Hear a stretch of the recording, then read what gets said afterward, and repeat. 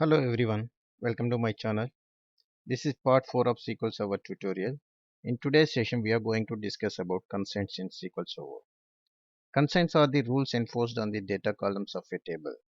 These are used to limit the type of data that can get into table. This ensures the accuracy and reliability of the data in the database. We can add consents on column or table level.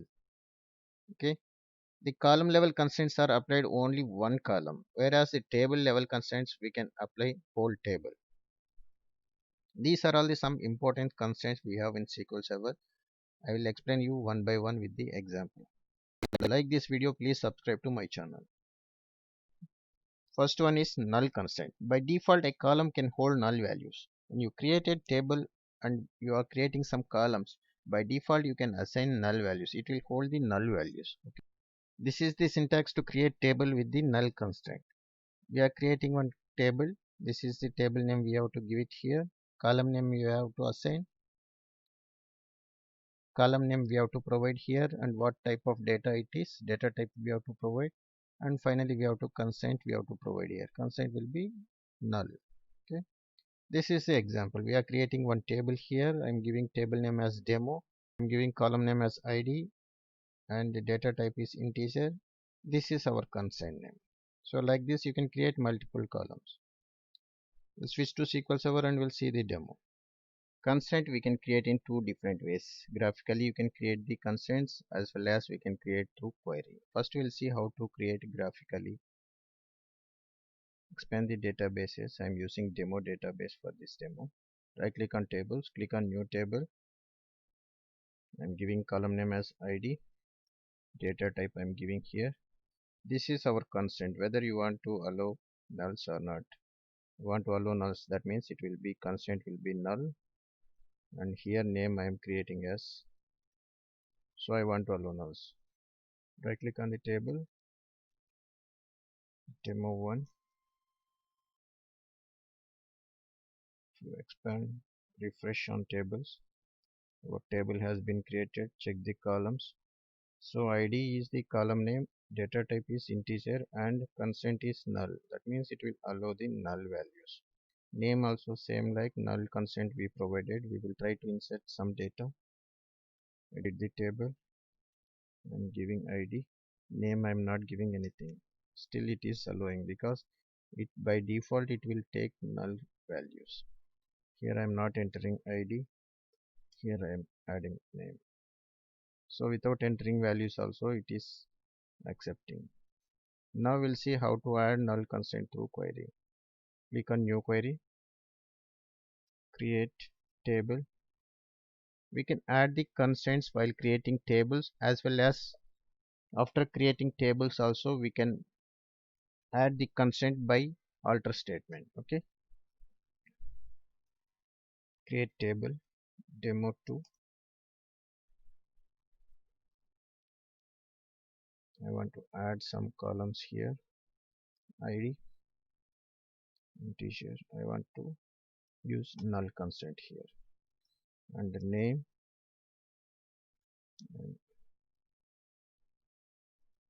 and the name I'm creating as null constraint.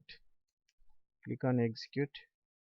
Our table is created. Refresh on tables, expand. So our null constraint has been created here. After creating table also we can create the null constraints by using alter statement. Next constraint is not null. It ensures that a column cannot have null values. This not null constraint is totally opposite to the null constraints. Whenever user is trying to insert a record without entering a value, that time it will enforce to user to enter the values. Okay, this is the syntax to create not null constraint. We have to create table, and this is the table name we have to provide here, column name, data type, and we have to provide the not null constraint here.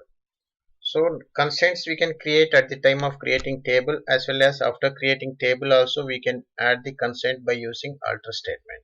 This is very important. This is the example. Create table. We are passing table name here, and this is the column name, data type, and here we are using not null constraint. We'll switch to SQL Server and we'll try to create not null constraint. First we'll create not null constraint through design mode. Right click on the tables, click on new table. I'm giving column name as id, integer. I don't want to allow nulls here because this is not null constraint. And the name I am giving as worker. I am allowing nulls. Right click and save table. Demo3 I am giving. If you expand the tables, refresh here, check the columns. So ID is not null constraint we added. For name we added null constraint. We'll try to insert some records and we'll see. ID I am not entering anything. Name only I am entering. It is throwing error message. Cannot insert the value null into column ID. Because it is not null constraint, you can't enter the null values here. If you enter any data, then it will accept. Now we will create not null constraint through query. Click on new query. Create table. I am creating one table. I am using same columns for all the examples so it will be easy for understanding. ID integer. I am giving as not null constraint. And the name I am giving as packer of 50 data type. And I am giving null constraint for this. Click on execute. Our table has been created. Refresh on tables by right clicking on tables. Table created. Expand. Check the column. Our constraints created as we expected. Next constraint is unique constraint. It ensures that all values in a column are different. Suppose user is trying to enter same values again and again. So it will ensure that it should be unique. If user is entering any duplicate values, it will not allow. For this purpose, we will use the unique constraint. This is the syntax to create unique constraint. We have to create table. Table name we have to provide here. Column names and data types we have to provide. Finally, we have to add the constraint name here. This is the example. We are creating one table and we are adding some columns. Finally, we are adding constraint. This is the constraint keyboard. And here we are giving constraint name as UC_demo. And this is the constraint, unique constraint we are giving. On what column you have to add the constraint. I want to add it for ID column. That's why we are passing here ID.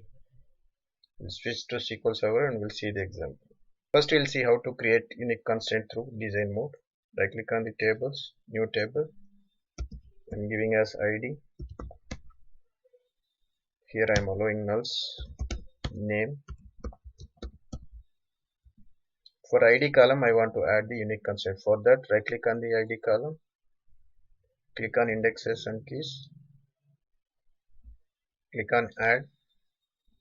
Here select as is unique yes. By default it will be no. We'll set it as yes if you want to enable the unique. Click on close. Save the table by right clicking. Demo5 I am giving table name. Refresh the tables. Our demo5 has been created. Click on indexes. So our unique constraint has been created here. We will try to insert some records. I am entering any value into the ID because this is the null constraint, so it should accept null values also. I am entering name alone. Again I am trying to insert null value into the ID column. It is showing error here. Cannot insert duplicate key row in object demo5 with unique index ix demo5 because this is a duplicate key value. Now I will change it to 1. It's accepting. Now we will try to create unique constraint through query. Click on new query. Create table. I'm creating one table called demo6. Here I'm giving ID as column name. Data type I'm giving as integer and constraint I'm giving as null. And I want name also here.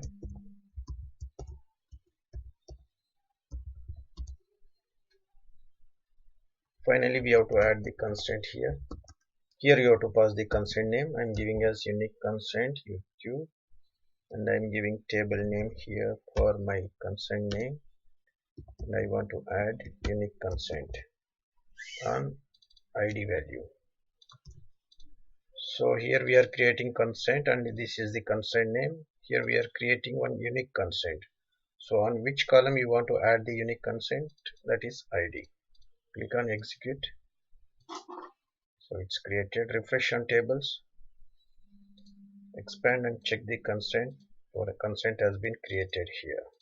Next constraint is primary key. This is one of the most important in SQL Server. Most of the times we will use the primary key in SQL Server.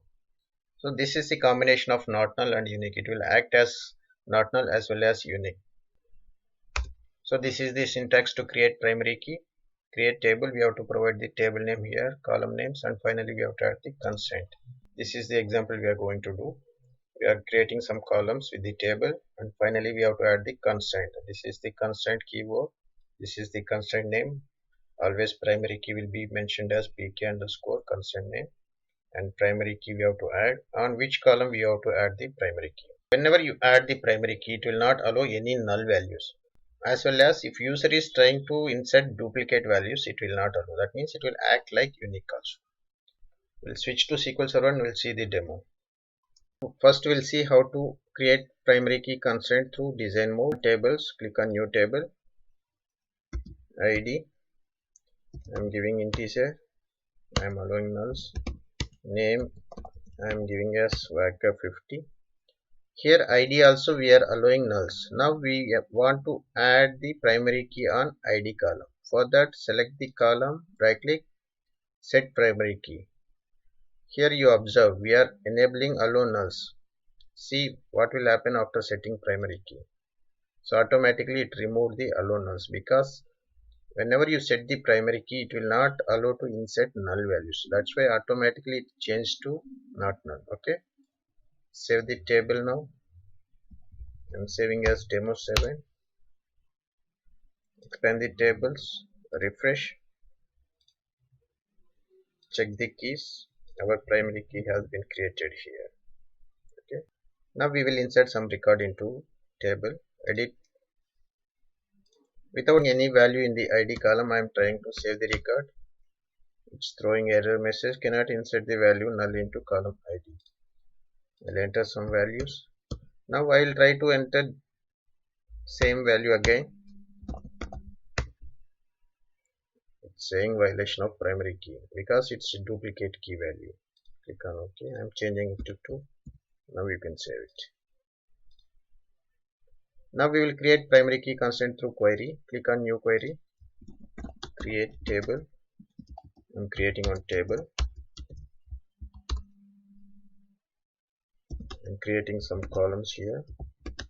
It should be not null, then only it will allow to create the primary key. Name I'm giving as Waka. I'm giving as null. Finally we have to add the constraint here. We have to give the constraint name. I'm giving as demo 8. And we have to add the primary key too. I want to add it on ID. If you want to change column name, you can change. But table can have only one primary key. Okay. Click on execute now. It's executed. Refresh on tables. Table created. Check the keys. Our primary key has been created here. Like this, you can create the primary key constraint. Next constraint is foreign key. It uniquely identifies a row record in another table. Actually, it will be used to link multiple tables together. Suppose if you have one table called employees and one more table called department. If you want to link between two tables, you have to use the foreign key. A foreign key is a field in one table that refers to the primary key in another table. The table containing the foreign key is called the child table, and the table containing the primary key is called the referenced or parent table. So in this case we have two tables here. One is employee table and one more is salary table. Here employee ID is the primary key. Here we are referencing as employee ID, foreign key in salary table. This is the parent table, this is the child table. Wherever you are creating primary key, that will be parent table, and wherever you are referencing foreign key, that will be child table. Link multiple tables, we will use the foreign key. So this is the syntax to create foreign key. Create table, table name we have to provide here, column names and data types. Finally we have to add the constraint here. Foreign key can be added while creating table. Also we can add the foreign key reference by alter statement. We'll switch to SQL Server and we'll see an example. Here I have two tables. One is the employee table. I have columns employee ID and employee name as we had seen in the example. And salary table, I have one column called employee ID reference, year, month, salary, age and date of joining. Now I want to create relation between these two tables. That means we have to create primary key for this parent table. Then we have to add the foreign key to this child table. First we'll see how to add the foreign key constraint through design mode. For that, first I want to create one primary key for parent table, that is employee table. I want to add primary key on employee ID. Already we had seen this primary key example. Right click on the column, set primary key and right click here, save employee. Now we have created one primary key. Now on salary I want to create foreign key. For that, right click again, click on design. I want to add foreign key reference to this employee ID reference. For that, select the table, click on relationships, click on add. Here we have to provide the table columns. We have to specify each column. First we have to select the primary key table is employee table. For now we have to select the employee. Now we have to select the employee table here and we have to select the primary key column name here. Employee ID is our primary key column name and foreign key table will be salary. Here we have to select the which column we have to add the foreign key reference, that is employee ID underscore reference. We selected both. This is primary key, this is foreign key, this is the parent table and this is the child table. Click on OK, close, save the table, save the changes. If you expand the employee table, expand the keys, our primary key has been created here. If you expand the salary table, expand the keys, foreign key has been created. Now we will try to insert some records here. Open the employee table.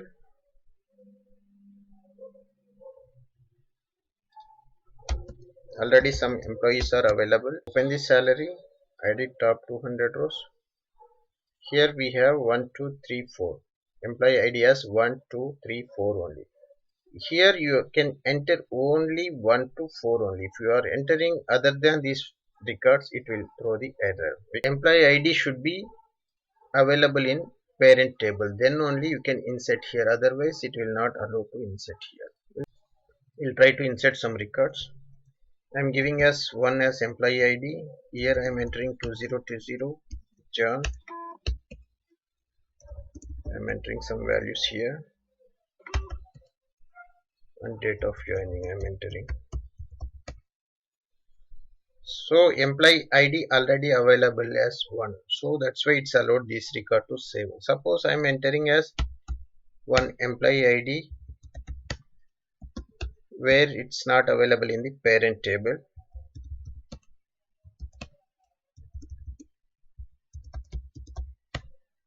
So it is throwing some error because the insert statement conflicted with the foreign key constraint. Okay. Why it is throwing is this employee ID 99 is not available in the primary table. That's why it is throwing the error. It should be available in parent table. Then only you can insert in the child table here. I'm changing it to 2. Now record has been saved. Now we will try to create foreign key reference through query. Click on new query. First we'll delete this foreign key reference. We are going to add in on same table only. Alter table, we want to add foreign key on salary table. Add foreign key.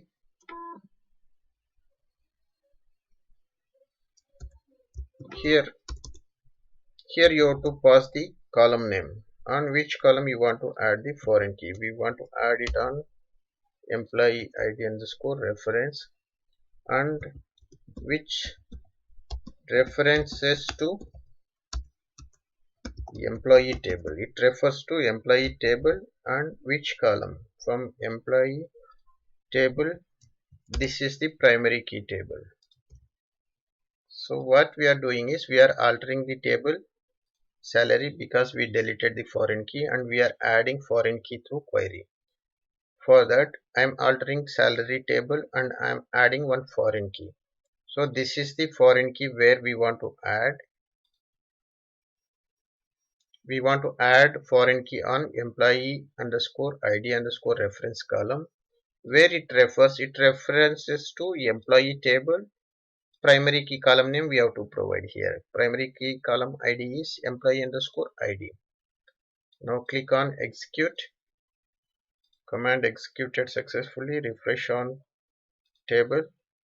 Check the keys. Our foreign key has been created.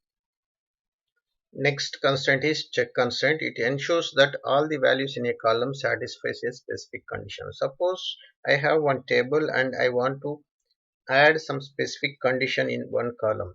Suppose I have one age column where I want to allow if it is greater than or equal to 18 years. That time I can use the check constraints so that it will validate. If it is condition is satisfied, then only it will insert the record. So this is the syntax to add the check constraint.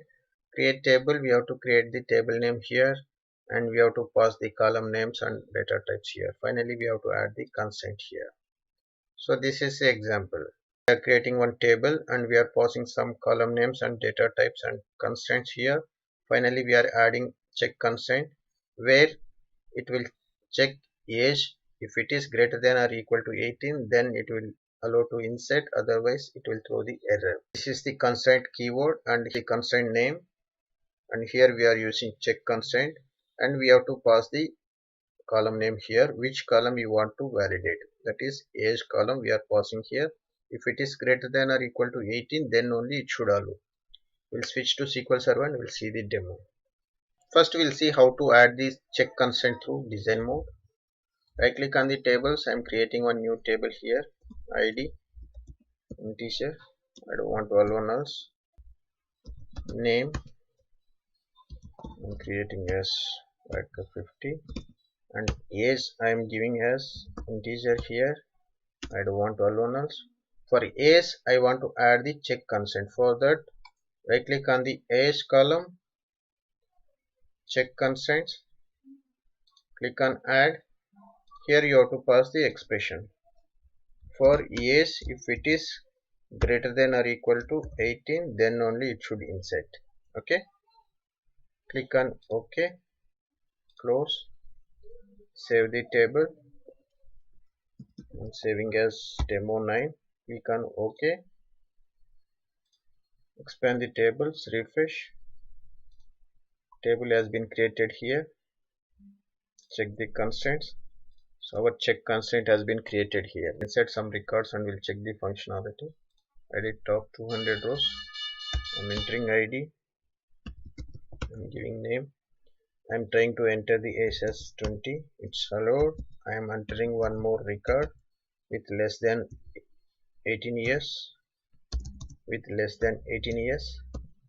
So it is throwing error message. The insert statement is conflicted with the check constraint because we set it as 18 years. It should be greater than or equal to 18 years. Then only it should allow. That's why it's not allowing to save the record. If I enter 18, it will allow. Now we'll see how to add the check constraint through query. Click on new query. Create table. I'm adding some columns. Name.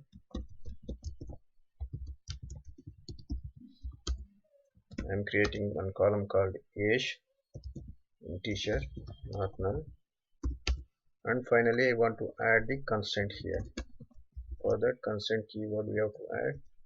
We are going to create check constraint and I'm giving table name here. Check is the constraint on which column we want to add the constraint. Age, and age should be greater than or equal to 18. That's it. We are creating one table. While creating table itself, we are adding one constraint. This is the constraint name. We are going to use check constraint. What is the condition? So what is the condition? For it should be greater, age should be greater than or equal to 18. This column name we are providing here and it will validate as we expected. Click on execute. Table created, refresh here. Expand the table, check the constraint. Our constraint has been created here. Next constraint is default constraint. It sets a default value to a column when no value is specified. Suppose we have one table where user is not passing any value into one column. Whenever user is not passing any value, I want to insert some default value. For that we will use the default constraint. This is the syntax to create the default constraint. We have to create the table and finally we have to set the default value here. This is the example. We are creating one table here. We are creating some columns.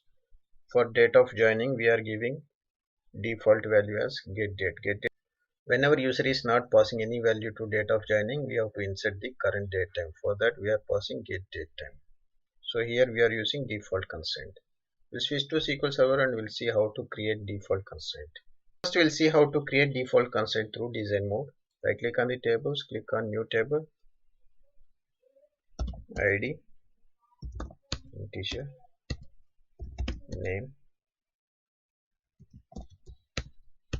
Here I am giving date of joining.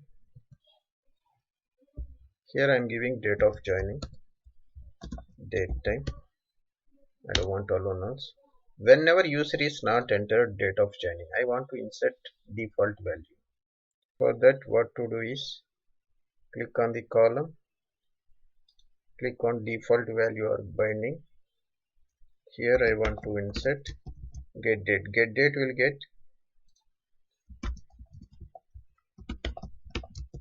getDate, we will get it current date time. So I am using same function here to get the date time. Click on, now save the table.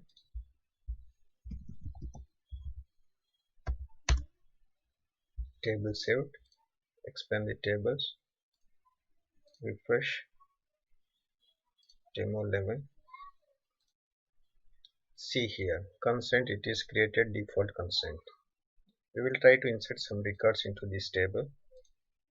I am creating one record here. I am entering date of joining. It is inserted. And one more record I am entering without entering date of joining. I am just skipping. I am not entering any value into the date of joining. Execute the query.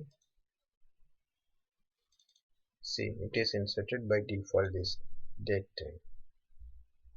Now we'll see how to create default consent through query. Click on new query, create table. I'm creating one table here. ID, teacher and not null. And I want name. I'm giving null constraint. Then finally I want date of joining as date time. And I want to set default consent for date of joining. Whenever user is not entered any values, that time I want to insert current date time. Click on execute. So already table is available, so we will create as demo 12. Click on execute. Our table created. Refresh on tables. Demo 12 is created. Expand the consent. Our default consent has been created here. Next is index consent. It is used to create and retrieve data from the database very quickly. Suppose if you have large database and if we have more data, that time we will use the index consent to get the data quickly. This is the syntax to create index. Create index, we have to provide the index name here. On which table you want to create index, you have to provide the table name here. On which column you want to provide the index, that column name also you have to provide. So this is the example to create index. Create index, we are providing index name here and you have to provide the table name here and column name is employee name. We'll switch to SQL Server and we'll see how to create index constraint. First we'll see how to add the index constraint through design mode. To add index constraint to my salary table, right click on the table, click on design. I want to add it on salary. Click on the column name, click on indexes slash keys. I want to add one index. So this is my index name. So type is index. Click on close. Now right click, save the table. Check the refresh the table. Check on indexes. Our index has been created. Now we will try to add the index constraint through query. Click on new query. For this I am creating one index. I have to provide index name here. I want to create on year. I'll give it name as ix underscore year. On which table we have to provide the table name here. I want to create on salary table, and we have to pass the column name. So we are creating one index. This is the index name. On salary table we are creating index for year column. Click on execute. Executed successfully. Refresh on this table. Check the indexes. Our index has been created. Like this you can create through query. So that's it for today. If you like this video, like and subscribe to my channel. Thanks for watching.